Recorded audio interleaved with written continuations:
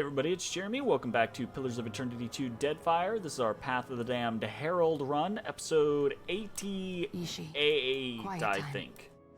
And we just defeated Consul Hot at the top of Bakarna's tower, the orrery. We got a level on Takehu, which I think is the last level 20 that we need. I say need. We don't need. The last level 20 that we have to do. I don't remember what we were considering grabbing. I think it was just kind of whatever. I've enjoyed Nature's Bounty. I think that's kind of fun. So I'm not upset about having taken that. I think rapid casting. Yeah, it was just the idea. 10% faster casting of spells. So yeah, that should be it.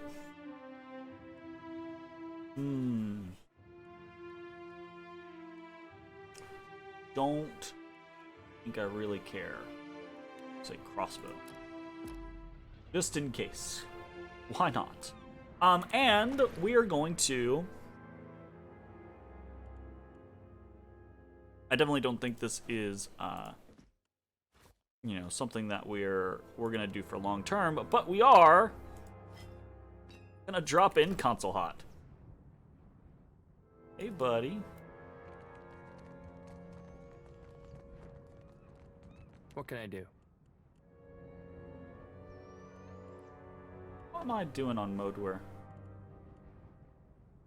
I'd be glad to. I'm here. I'm here. Consul Hot's fun because he'll say stuff on occasion. Yeah, actually, how am I doing on Modeware? 14 out of 25. Get there eventually, I suppose. Alright, so we're pretty much done here at Bakarna's. We do have to talk to Archimere to turn this in. So we'll probably do that and then probably head to Oreo-Kawiki, I think is the plan. And for Oreo-Kawiki, I believe... yeah, we're going to need to alter our design ever so slightly. What we might do is I might drop Maya and bring Aloth.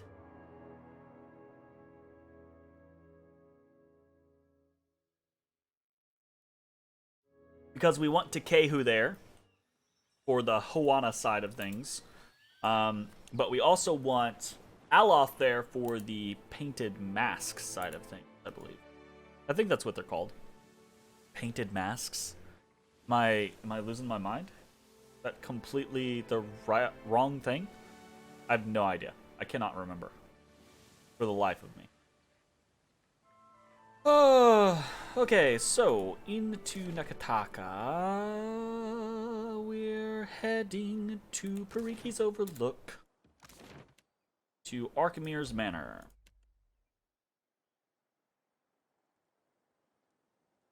Ooh, hey! You want to do Wingstop tonight? Does that sound tasty to you, or do you not care? It sounds tasty to me. Here in an hour or two, we could, like, call in an order or something like that. Go pick up. Alright. Sweet!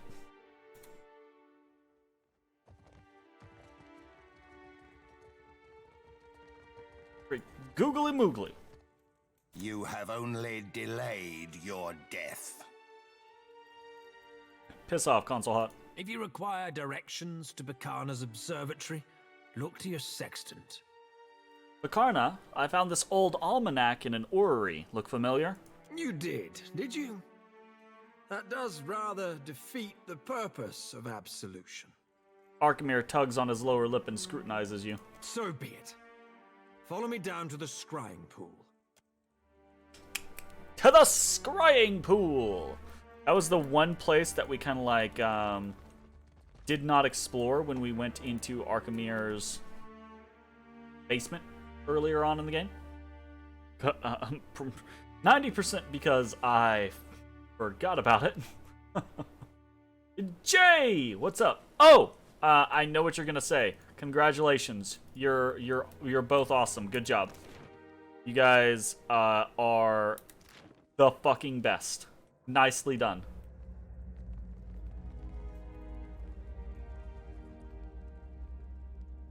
Did you get anything cool out of it? Like any like special unlocks or anything? Arkmir's eyes are closed in deep concentration, his attention entirely focused on the glowing pool in front of him. Not a goddamn thing. Happily. Good to know. Arkmir gestures down at the scrying pool. You peer into the water's dark silhouettes sit arrayed in a circle, and the surface of the pool ripples in tune with muted voices carrying from below. Dip your face in the water. Bragging rights and nothing more. No sooner does your skin break the surface tension than you feel a breeze of warm air. You're peering into a stone chamber ringed with braziers and tapestries as you would an open window. Robed men and women clutch the armrests of their thrones. Water drips down your chin. The other Archmagi seem, for the moment, unfazed by your presence. An Amawa folds her arms and stares down another woman who keeps her fists balled at her sides. Ooze drips from the sleeves of the Amawa's robe and pools at the floor. An Amawa, you mistake the matter, Kalikoth. My curiosity and perusal are not endorsements of her research. Maura nods with an air of boredom. Bakarna won't suddenly be vindicated by the likes of us having simply read her work. Something green and twisted wriggles under the table. Kalikoth points down and a flash of light incinerates it on the spot, filling the room with the stench of overcooked snells. A suppressed chuckle carries over the silence that follows. You're a slippery fiend, Maura. Some of us refuse to taint our reason with the half-wit conclusions of circle rejects. And keep the slugs to yourself. Kalikoth grits her teeth. Holy shit. Circle of Archmagi. It's an honor. Is it Archmagi? I think it's probably Archmagi. I would apologize that you aren't seeing us at our best form, but this seems about right. Maura waves from her seat at the table. Apologies also that Kalikoth is holding up the meeting with one of her moods. We could get started if she would banish the thing enamored with my ankles. Kalikoth points an accusing finger at Maura. I swear she baits me at every turn, Arkmir. You called this conclave. Hope you're ready to impose some be-damned courtesy. Maura, your pets can wait outside. Arkmir waits patiently as Maura makes a shooing gesture. A wet slurping sound echoes in the hall and something dark and large makes its way towards an exit. If we're ready to speak rationally, our patience is about to be rewarded. He strokes his beard and sighs, inviting you to speak. I bring you Bakarna's research. Some of us may welcome it more than others. Benaletta flicks a spark in Kalikoth's direction. We meet again. One hopes our parting will be as the last, and leave both of us wiser for the experience. Lingrath raises her eyebrows at you. Yeah, I remember we met Lingrath in the first game, and it was tense to say the least. Yeah, I dare say my lesson in metaphysics brought the circle this far.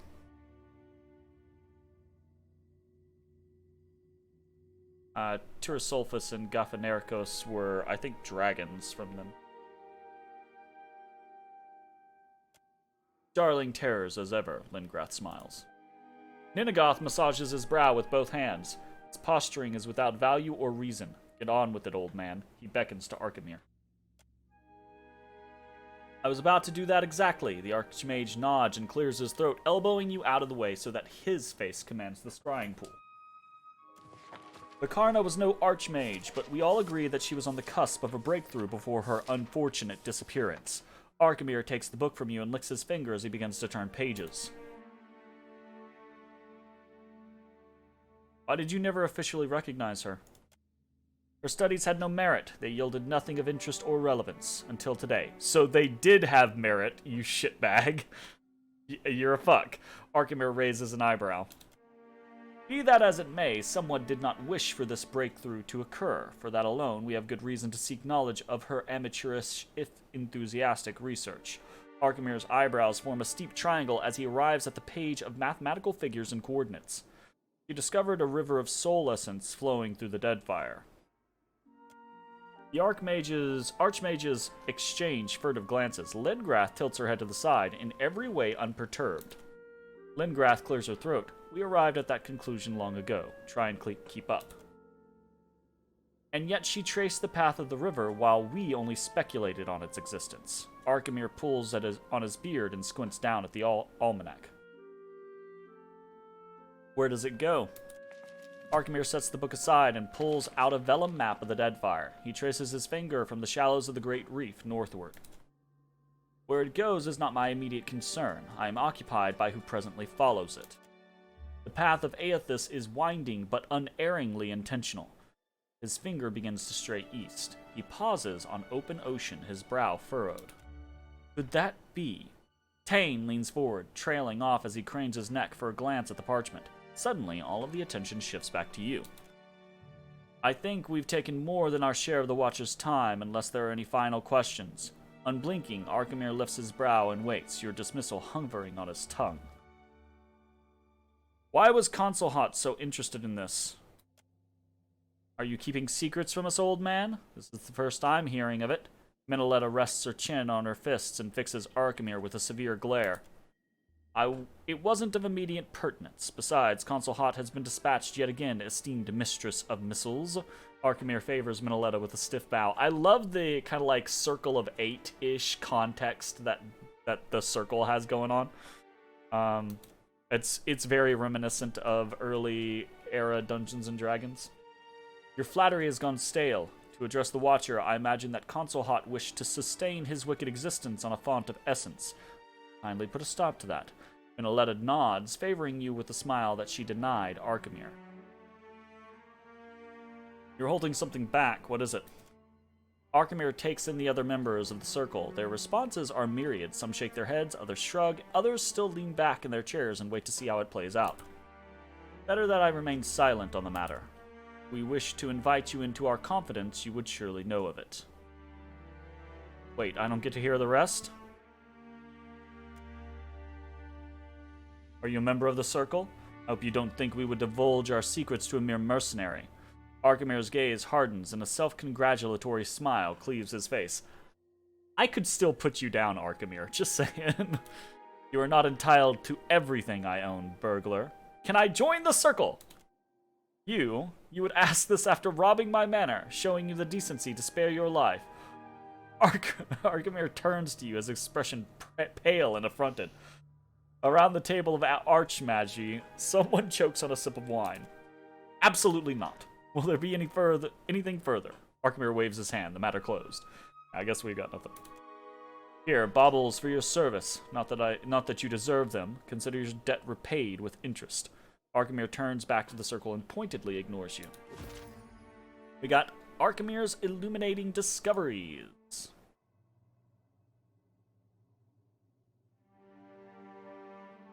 Yeah. And 5,000 copper. Apparently I can't check that currently. We'll check it now. Nice. It's the Arkemir book. It looks like, does this have like every Arkemir fucking spell? We got Dazzling Lights, we've got Wondrous Torment, Brilliant Departure, Capricious Hex. Interesting.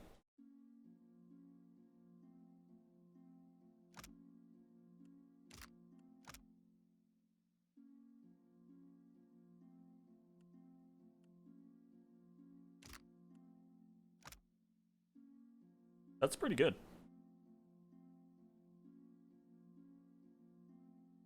Minus 10 resolve, minus 10 intellect, minus 10 perception for 30 seconds. Accuracy versus will. That's actually kind of fucking brutal. Truth be told. Like, damn. Alright. Interesting stuff. What can I do? Absolutely. Pretty much done here. So, back we go to, well, I say back we go. Now we head to Oreo Koiki. Be good.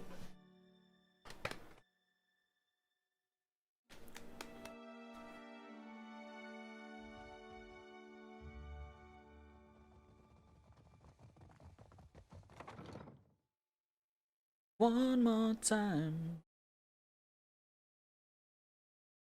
Oh, right. We also need to... Don't we need to talk to... Hazanui? Or the Hazanui?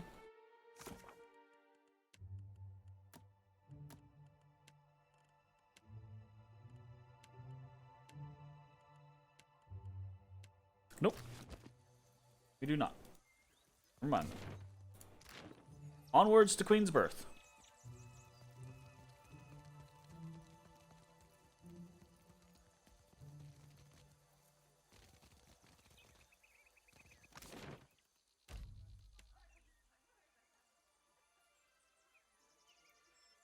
Take a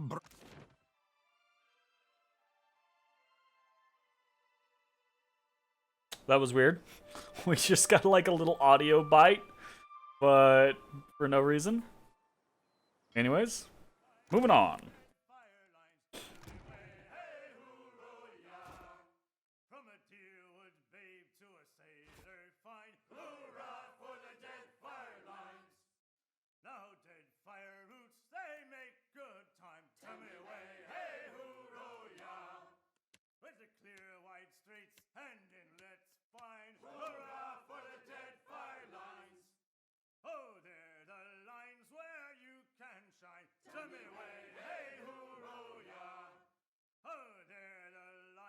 Okay. So we want to bring Aloth instead of Maya. I think we're pretty good to go. Oh, we need to rest because Algina is.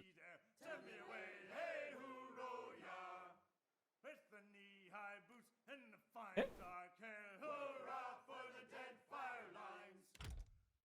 We good? And I think I hurt my hip. I don't know what's up. Slept weird last night and hurt myself. Oreo Kawiki. Here we go.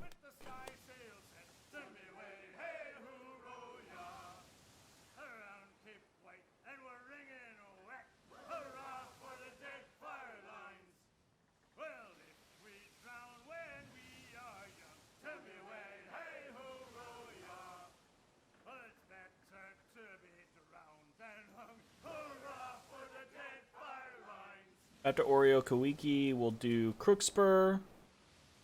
Probably. Then after Crookspur, it's Ashen Maw.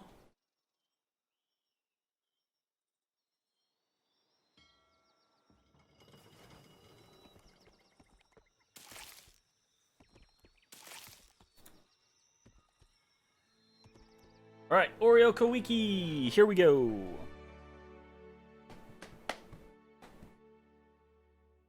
Oh, you're doing the gap. Okay. That symbol. It looks like the one we saw on the abandoned ship. Painting on the post resembles the symbol used by the Leaden Key.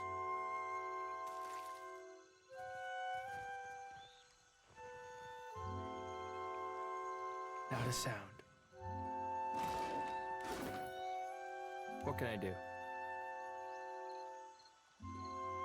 Speak, it will be so. Eothas will take what remains of your soul. Fucking console hot. Actually, I don't want to use him right now. Does he get? Yeah. Corrode damage. Yeah, that's not gonna be used. Go back to Sheba. Really good. Yes, boost. How am I carrying around the superb scepter? Indeed.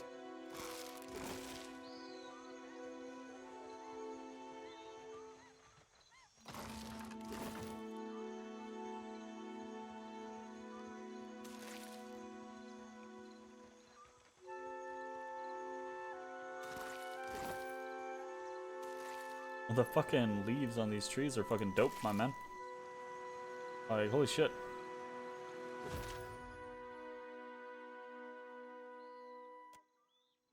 Rocky outcroppings pepper the face of the cliffside. You can make out the shape of stone ruins situated high above. The terrain offers an abundance of hand and footholds, though the length of the climb alone would exact a heavy toll of effort and strain.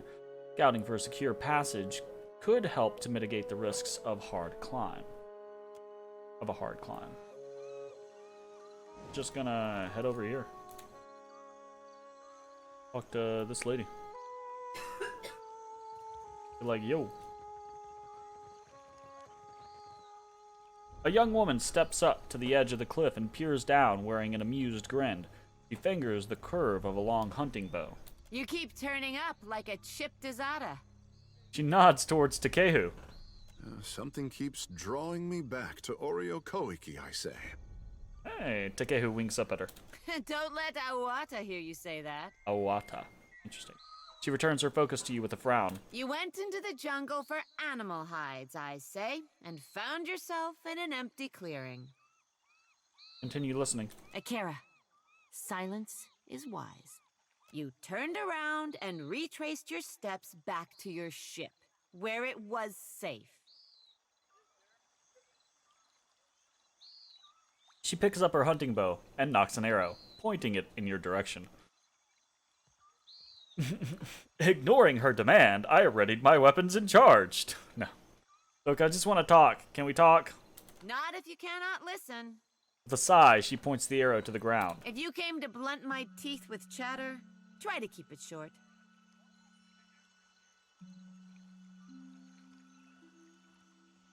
I bring an offer of alliance from Queen Onakaza II.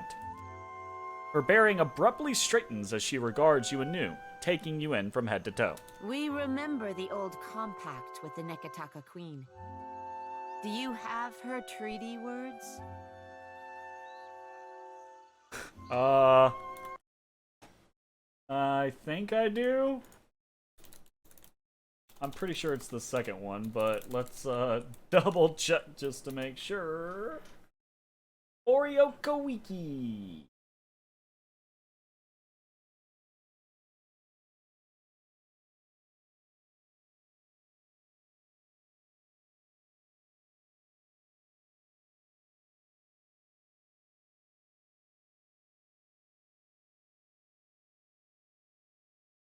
Over crumbling mountains across blighted sea.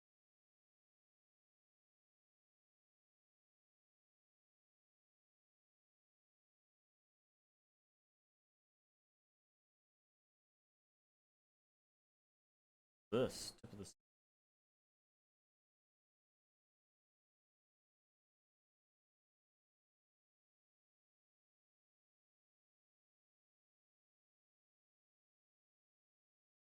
Oh, so if you... Okay, gotcha. So if you go to the Crookspur and you help them, he wants you to assassinate the Wahaki leaders at Oreo Koiki. Yeah, fuck that guy. Absolutely.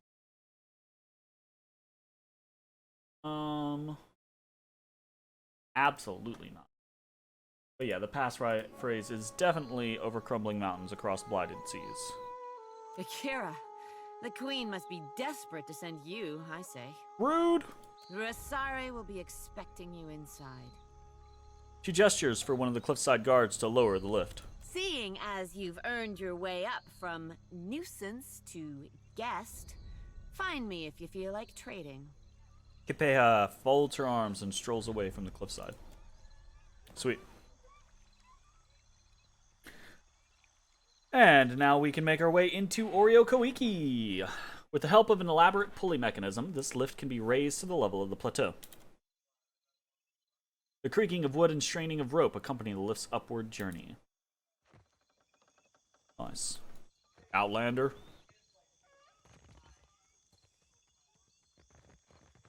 All the kitty cats.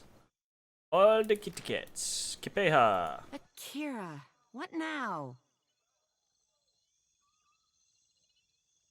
Kipeha furrows her brow and waits. I'd like to trade. You're in luck. I am the only one on the island who trades with outsiders. Sweet. What do you got? Kuaru's Prize. +5 damage with spells, +1 intellect, and +1 perception. That's pretty cool. I'll probably actually buy that, because I could put that on, like, Asina. That would probably be cool. When the volcano erupted on the far side of the island, Paura Awaha, I have no idea if I'm pronouncing those words correctly, the Ranga of the local Huana tribe ordered the Ruparu shorewalkers to scour the lava fields in search of valuable volcanic ash to fertilize the crops. While performing this duty, one shorewalker came about a small white jewel resting atop the surface of a cooling lava pool. She carefully retrieved it. She took the gem to the village artisan, a Kuaru who occasionally dealt with the lower caste, and asked him to make a ring with the stone so she could properly present it to the Ranga. The Kuaru recognized the gem as a piece of the heart of the volcano. It was a prize beyond the station of the Ruparu, and the Ranga surely would not appreciate its true value. He confiscated the jewel and sent the shorewalker away. He crafted a ring, but had no intention of parting with it. Ooh, rude. We'll definitely take it. Poultry, other stuff. Bunch of... Like, we've just got a bunch of things. Bunch of things. Bunch of components. So I'll just grab stuff.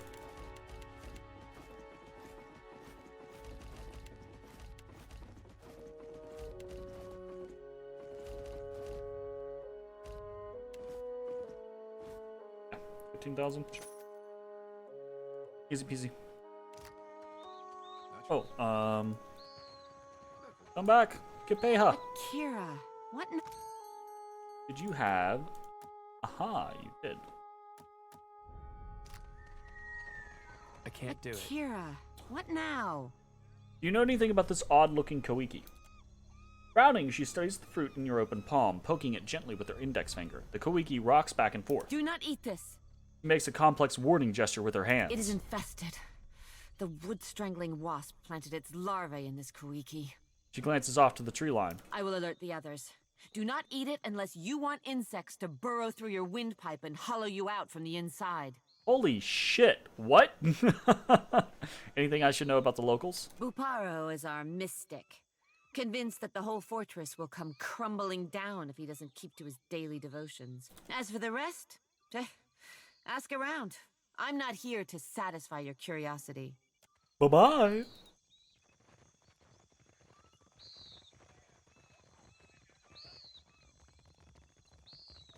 Did you notice their face paint?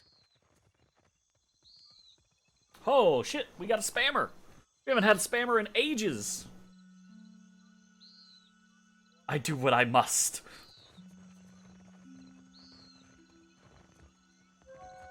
I Happily. guess I noticed their face paint? Kepeha. Oh, she just walked all the way over here. Gotcha. A round-bellied man stands at ease before a cluster of hardened fighters, their fists balled and brows furrowed. Murmurs of tense discussion slow to a halt as a woman at the head of the crowd steps forward, clutching a spear. The outsider must leave. Oreo Koiki will not be parceled off and bought with foreign lies. She sweeps her spear tip to gesture in your direction. Only the handsome fish can stay. Hey! She waves her spear point towards Takehu. He swallows and raises his palm in mute greeting. Ruasari would never let that happen. Where is your confidence in our Ranga? Back away slowly. Oh, no, I'm not backing away. Take it there's a problem? You are the problem. We do not track dirt in our home. We are no better than the outsiders if our Mataru act like inhospitable savages. Where is the courtesy and welcome of the Wahaki? His question casts a ripple of unease over every listener. Isoparo. If you have such love for outsiders, let this one speak for himself. She fixes her attention on you.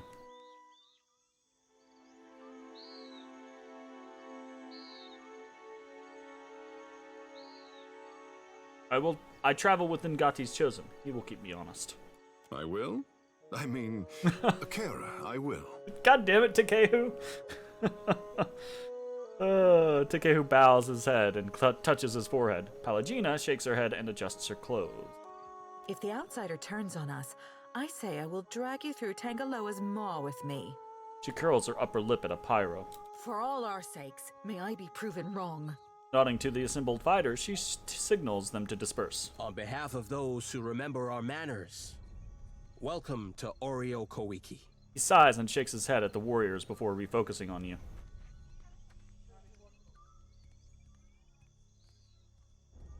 There usually much infighting when outsiders show up? Ikira, I say circumstances have made us rough around the edges. Outsiders come with cannons, nets, torches. They do not come to talk. And yeah, I agree, Jay. Very good job figuring out the way to go on the spammer bots. Why are the Wahaki so protective of their land? We safeguard any land that the trading companies have not stolen out from under Anakaza's throne. The islands will fall if the tribes do not recall our past and Ngadi's covenant. Ngadi's covenant? Ngadi bade her followers to protect the islands, the tribes, and the luminous Adra. For this, she gave us the power to shape her domain. If we fail in our charges, the birthright of the Huana disappears. The Wahaki remember this. The Kahanga, they forget. When he turns to face Takehu, Apairo's joyful face creases with worry. Some of us remember. What we choose to do with the memory is ours to decide. Takehu glances away. Why so much concern over the past? We lost much of ourselves when cataclysm scoured the Deadfire. Somewhere among the islands, there's a place where we...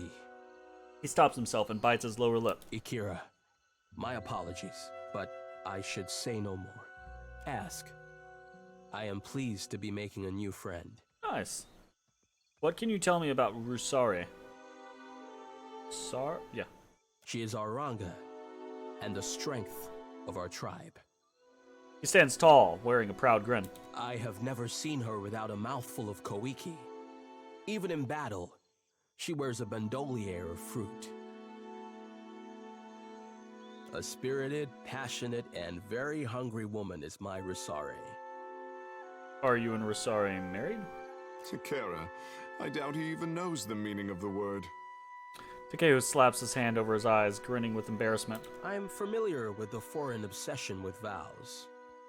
He favors you with a friendly smile. When it strikes Rusare's fancy that we should sleep under one roof, we do so vigorously.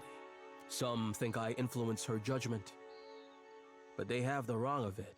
My back is too fragile for the weight of authority, I say. Farewell. I like Apairo. He seems cool.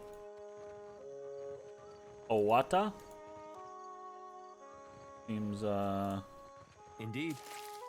like a nice lady who is just worried about her people. Slippery as an eel. Are there, like, intended to be people right there? Interesting. Okay, let's talk to Awata real quick. The handsome fish leaps into my net once again, I say. A smile rises to Awata's face as she catches sight of Takehu. Wata, how is my little Koiki? Hands on his hips, Seraphin grins. Rotten. Pugnant. All the reasons you didn't fight when I gave you back to the sea. I take it you two are acquainted. Ikara, we were. Briefly and purposefully. Takehu folds his arms and grins. Seraphin strokes his braided beard beneath a quiet smirk. I did not think you'd swim back, fish. I am here on business. Not pleasure? Tell me what they have done with the true Takehu. You are a delight as ever, I say. And keep the tribe safe, Owata. It is what I do. You keep swimming, Takehu. It is what you do. She sighs and gives him a warm look before turning away. Aww. See, that's just the kind of understanding I'm looking for, Owata. Kira. Into Oreo Koiki.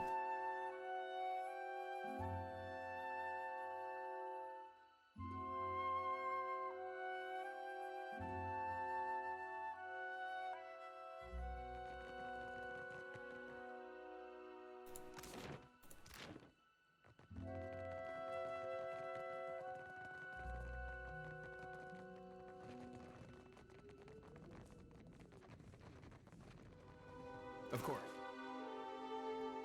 I shall be discreet.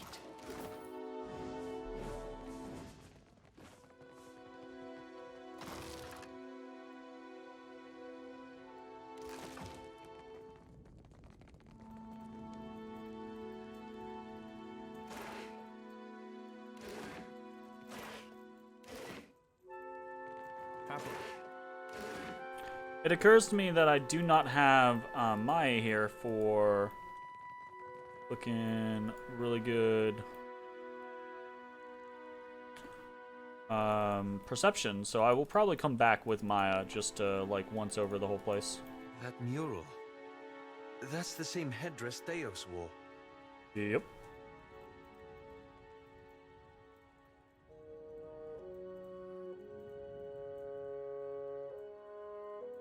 This copper brazier reeks of ashes and burnt hair. A layer of soot and detritus line the blackened concavity.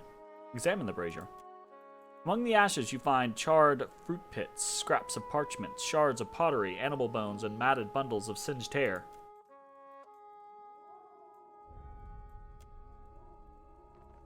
Interesting. Maybe we bring back, oh no. Isn't Seraphim my sleight of hand? Ahoy. Oh, okay. Gotcha. So for the crook spurs, this is one of the ways to kill one of the Indeed. Okay, let's go talk to Rosari.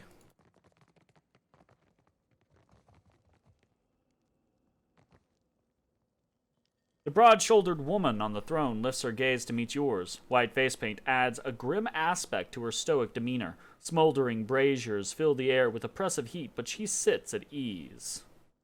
Her face paint. You don't suppose... Rusare turns her gaze to Aloth, who quickly falls silent. He returns her focus to you. I am the Ranga of this tribe, and will not hesitate to send your soul through Tangaloa's maw if you threaten my people. She steeples her fingers and watches your every move. A pleasure to make your acquaintance, Ranga. The chosen of Ngati is a welcome sight, I say. She turns her attention towards Takehu with a pause of recognition. Takehu's lips curve in an approving smirk. Akara, my thanks to you, dear Ranga, though I bring you no omens this day. Takehu inclines his head and touches the spot on his brow with 2 fingers. You have the gift of our hospitality during this audience. Do not abuse it. The studious-looking man to the Ranga's side scrutinizes you. But will our hospitality be returned? The trembling mystic consults a palm full of runes. The Ranga silences him with a look. Sitting forward in her seat, she opens her fist to reveal a plump kawiki fruit. She takes a deep and thoughtful bite. Takehu, I say we have troubles enough without my people fighting over you. Akara, just so. I will keep my hands to myself this time. Seraphim snickers quietly.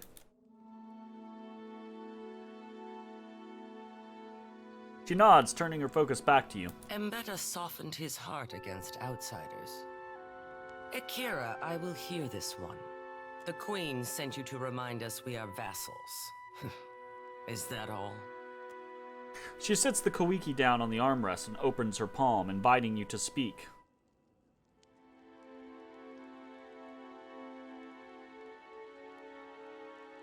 There's so much to talk. We're just going to go down the line and hopefully we get good stuff. Queen Onakaza proposes an alliance with the Wahaki. Queen, I am thinking you are very free with this meaningless outsider word. Foreigners hold the islands upside down, shaking them to loosen their riches. Onakaza gives them comfort. Akira, these are not the actions of a queen.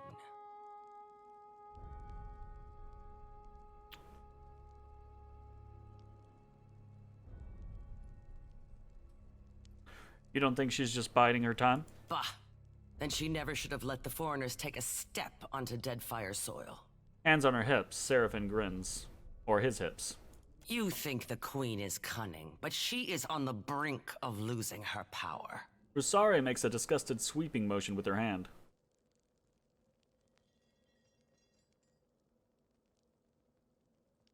You're falling for the same trap that the foreigners are, assuming that she's weak on the basis of appearances. Rusare opens her mouth to speak out against you, but stops herself. Takehu rocks back on his heels, nodding to himself. The Kahanka Queen shows her belly so that the enemy will overlook her claws. And you're her claws.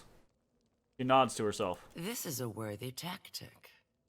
Valia and Rawatai are foolish enough to fall for it. It is dangerous to make such a gamble with my people. We are more accustomed to these games than you. Yeah, but you fall for them over and over again. Akira, you are as blind as your countrymen. Her lips peel back in a fierce grin, and I can say that, Palagina, because I've seen it happen to you people, your people before. Before I agree to Onakaza's terms, I must deal with a pest of my own. Not as large as the trading companies, but nearly as vicious. You are knowing that the purchase of foreign slaves is allowed in the Deadfire? A shadow falls over Rusare's eyes as she lowers her brow. I'm familiar with the practice. To buy and sell kith is the work of monsters. Aye, lass. Few build suckers more monstrous than slave trading build suckers.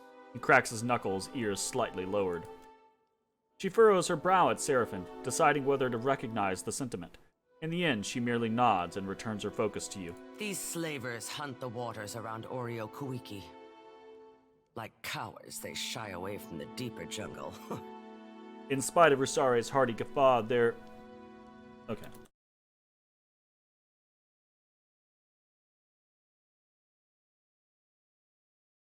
Guffaw. Yeah, guffaw. I hate that word. Every time I say that word, I'm like, surely that's not how that word's supposed to be pronounced, because it sounds just dumb.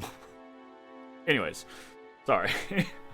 Not a trace of humor reaches her eyes. They steal my people from their fishing boats and sell them like pigs at auction. I have a Where's lot of Onakaza quests stop to them? kill the slavers. Rusare opens her arms and searches left and right. Someone must teach them the meaning of Wahaki vengeance, I say. Why do you need outside help for this? Need? No. Want? Yes. Oh yeah. Rusare narrows her eyes, crinkling her war paint into a predatory visage. My people risk themselves enough. For someone to earn my favor, they must put the tribe first. They must risk everything for the Wahaki. She raises her brow. This isn't my fight. Allow me to consider. This is a poor beginning. But I cannot compel you to action. I would have just said yes, but it didn't give me the fucking option, so, you know. Rusare tuts and shakes her head. Our enterprising foes clump together in a small fortress on the tip of Crookspur Island, northwest of Nekataka. Killing Kellic brain, maggot munching, slave selling cog suckers be round about our favourite employment, madam. Mm-hmm. The Orlin grins. We've made so much money off of them, actually. The Orlin grins, tongue running the top row of his crooked teeth as his fingers brush the grip of his weapon. Keep your trunk locked behind your teeth, hairy one. She eases back from Seraphim. My love, Aparo, lost his sister to these creatures. Akira, more of us will vanish if we do not cut out the heart of Crookspur. Tangara, call off the warriors. I grant our guest the freedom of the jungle. Even though he does not commit to helping us, Aranga always has hope. She tips her head in your direction, leaving something unspoken. As you say, Ranga. Tangara makes a discreet hand gesture towards the entryway, and a figure in the shadows scurries off. If you would come and go on Oreo Kuiki, prove yourself a friend of the Wahaki. She bites deeply into the koiki and swallows it down without chewing. I had other questions. Yeah, we're just gonna go down the line. I understand that you've been hit hard by slavers. I also seek vengeance against them. The enemy of my enemy is still an outsider, but a resourceful one. She clucks her tongue on the roof of her mouth and considers. You are knowing that the purchase of foreign slaves is allowed in the dead to buy and sell. lass. They steal my need? My people risk. This is our Killing Kellic. Keep your Okay, that was kind of dumb. Ingwith in Ruin, I don't want to touch that yet. Theos, I don't want to touch that yet. What's the significance? I don't want to touch that yet. Farewell. We're gonna save real quick. And then we're gonna...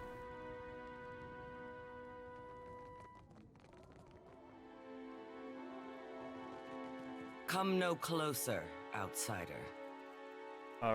Read her soul? You reach into her soul, chasing that spark of recognition. You feel hundreds of births and deaths within her, forming and disappearing like bubbles in boiling water. You shift past them all, focusing your overwhelmed senses on the memory of a strange foreign man. When at last you seize it, you find yourself in the very same throne room, but the condition of the place and the memory of your host suggests that it is many, many hundreds of years ago, if not more. Okay, I'm actually gonna skip this. Do not speak the name of those who felled my... We do not betray... There is much to protect in the Deadfire. Okay, so I wanted to Too double much check for and see any if we single could... If we could actually still get the same dialogue, because I didn't want to miss that dialogue if we... if for whatever reason we couldn't go through that, so... We'll go back through and actually read through that whole thing now. The whole Theos thing. Theos ix arcanon.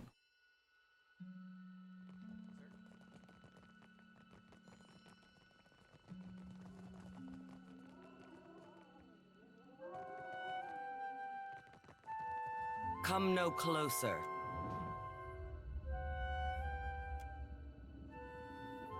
If not more. You are seated on the dais. A man is brought before you, dressed in stifling black robes. He reminds you of a corpse dressed for a funeral. He reminds you of something else, too, but one of your attendants leans in and interrupts the thought before you can follow it. She tells you that this is the man you asked to see, and that his people have been harassing yours. He calls himself Theos ix arcanon. Explain yourself, stranger. He gives you a smile that sets your teeth on edge. Your Excellency, I come to warn your people. Your presence among these ruins is an affront to the gods. You must remove yourself, lest you face the gods' wrath. Indeed, the man is an even greater fool than you had been told. The gods surely take their time. We've lived here for 200 years, and they have yet to raise any objection. The timeline of the gods is not for mortals to understand. But even their patience shall wear thin, especially after this warning. You certainly feel your patience wearing thin. Who is he, this foreigner, to send your people from their halls and homes? And who is he to tell you, your people, the survivors, about the wrath of the gods? What ungrateful guest evicts his hosts? Our ancestors built these places centuries ago. We will not leave. For a moment, his unctuous facade melts away, and he blinks at you and your attendants. You get the impression that your response has surprised him. Your people cling tightly to their history. His jaw is tight as he speaks. He swallows hard, as if gulping something unpleasant. But where are these designs among your arts? Where is the carved Adra in your wooden huts? These places were not built by the Huana, but by an ancient people from a distant land. You knew he was a fool, but now you suspect he is a dangerous one. His words are a lie, but like the very best lies, they contain the shadow of truth.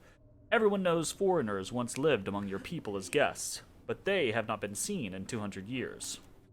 What prickles the back of your neck is the question of how he might know this, and why he brings it to you. The murals in these places and the stories of our ancestors tell it differently. How would you, foreigner, know our history better than our own grandfathers?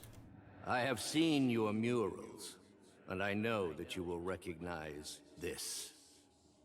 He produces a helm with two horn-like protrusions and a mask attached. He is correct. You do recognize it. Your guards and attendants gasp. The man, Theos, smiles more broadly.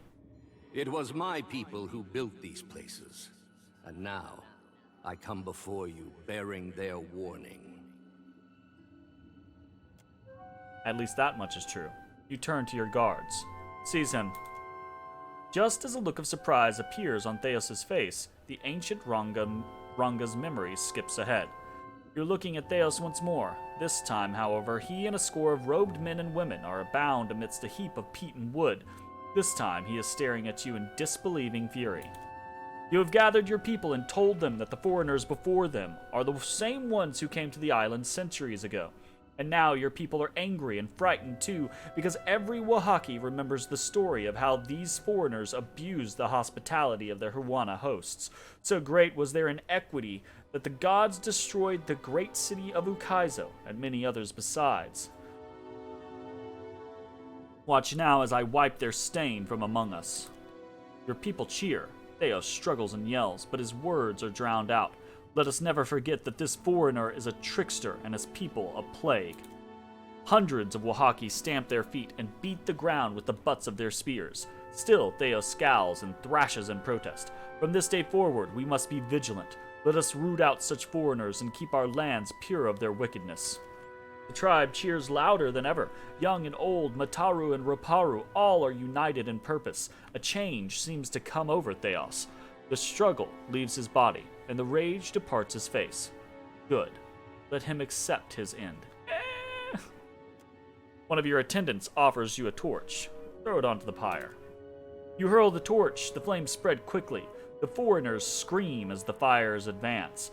All except Theos, who looks back at you with a strange smile of satisfaction. You pull back from the memory, and the gruesome scene evaporates around you. Why do you stare so? Yeah. Rusare frowns at you. Let's say farewell real quick, and then we're gonna save and go through that. I will hear you, outsider. This Ingwithan ruin makes for a cozy hideout. Do not speak the name of those who felled mighty Ukaizo. Their spirits are unwelcome. Rusare narrows her eyes and studies you closely. We do not hide. We are protecting a way of life that others would trample under their boots. The trading companies would strip the land that the gods gifted us and unmake the works of our ancestors. Oh, they would. There is much to protect in the Deadfire. Too much for any single tribe. She sighs, rolling her shoulder to release some of the tension. You recognize the name Theos, or the Leaden Key? I know only that they clang and clash like foreign names. She frowns, yet something in her soul sparks like kindling held to a flame. There's an ancient presence there with its own memory. Read her soul. You reach into her soul, chasing the spark of recognition.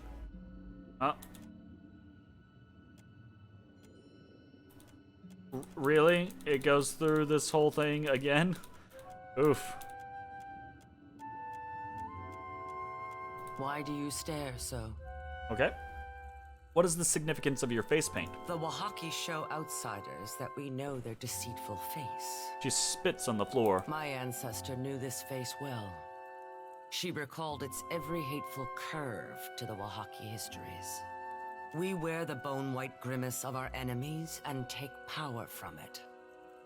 I came across a ravaged merchant ship not far from here. Akira, outsiders know better than to draw close to Oaxacan lands. Do they? Her fingers ball into a fist. We leave the symbol of the war club as we have for generations. A warning, I say. A reminder. That war club looks like a much older version of the Leaden Key insignia. Aloth leans close, whispering to you. One which goes unheeded. Okay. Right, we were done with that. At once. Back there, with the chieftain. Did you see something? Yeah, I did.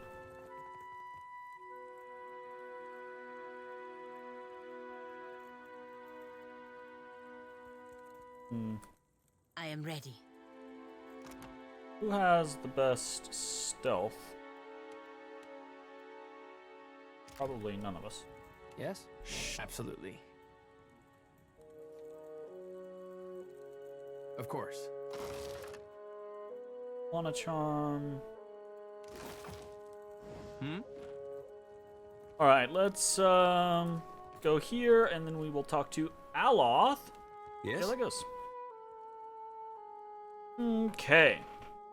I read an ancient memory in Rusare's soul and found a link to the Leaden Key. You tell Aloth about the past life you glimpsed in Rusare's soul, about her long-ago meeting with Theos, his warning about the ruins, her decision to execute him, and her mandate to the Oaxacan to defend their territory from outsiders. Diverus? That was the same story he told the Glanfathens. At least the Oaxacan made him pay for his lie. Yep. Then the Wahaki are the painted masks. They've been serving the Leaden Key's interests for 2,000 years without even knowing it. Yep.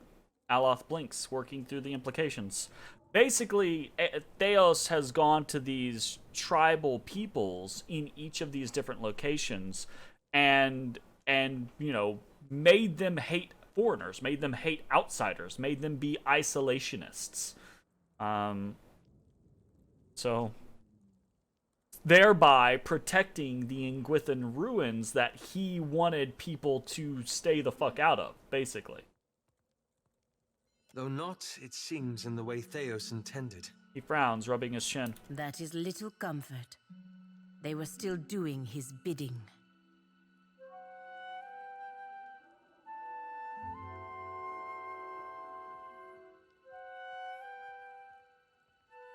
What are you thinking, Aloth?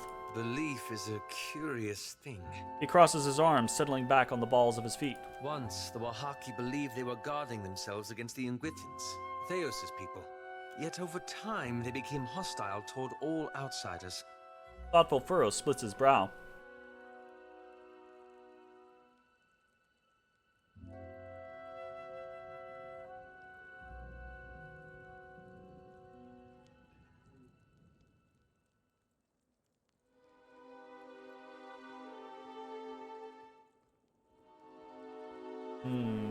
Yeah, a lot of these are really interesting. I feel like we're only going to get to pick one, though.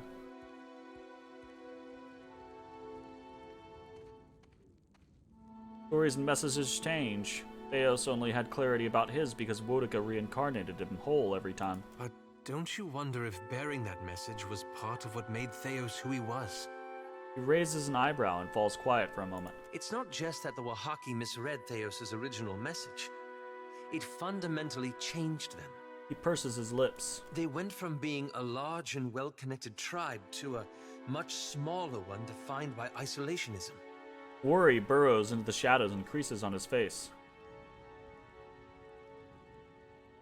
And this has got you thinking again about the consequences of your intervention.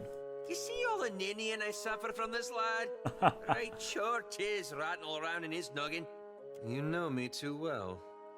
His wry grin doesn't quite banish his air of melancholy. I've been chasing the Leaden Key, trying to undo the harm they've caused. Shit. But what if I'm only making matters worse? Private agony muffles his voice. His breath catches in his throat as the full weight of his words hits him. Might I be to blame? Have I made a grievous mistake in getting involved? Through his scars and lines and newfound purpose, you catch a glimpse of the Aloth you knew 5 years ago. Scared, alone, desperate for direction.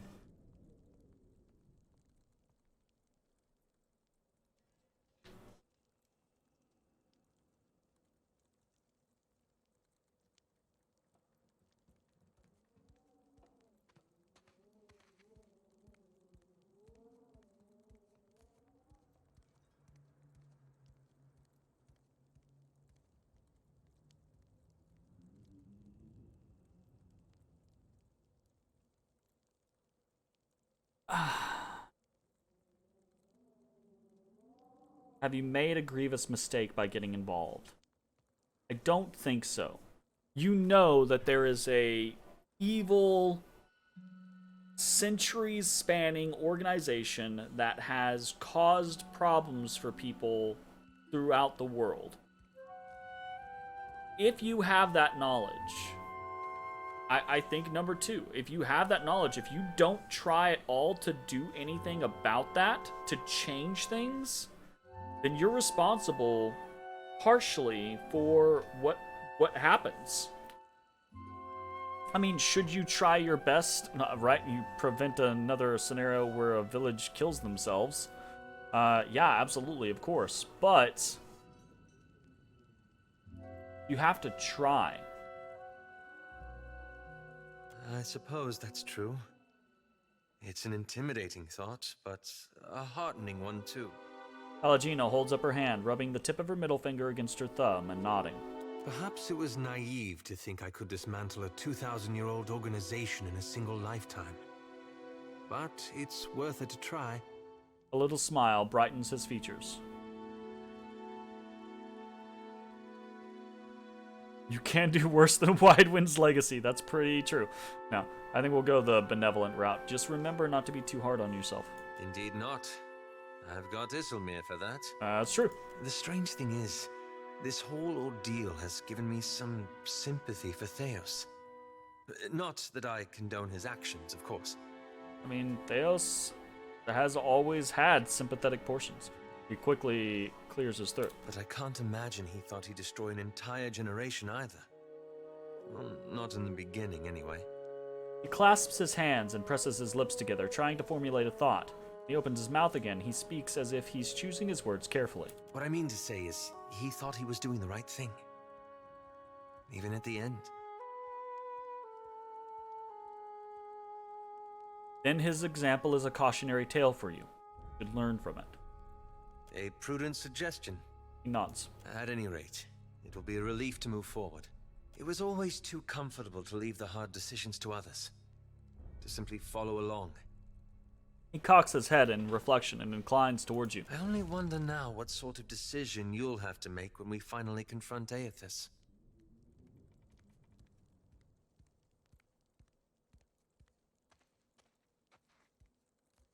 Me too. Anyway, thank you. This has lifted a great burden from my shoulders. Let's get going.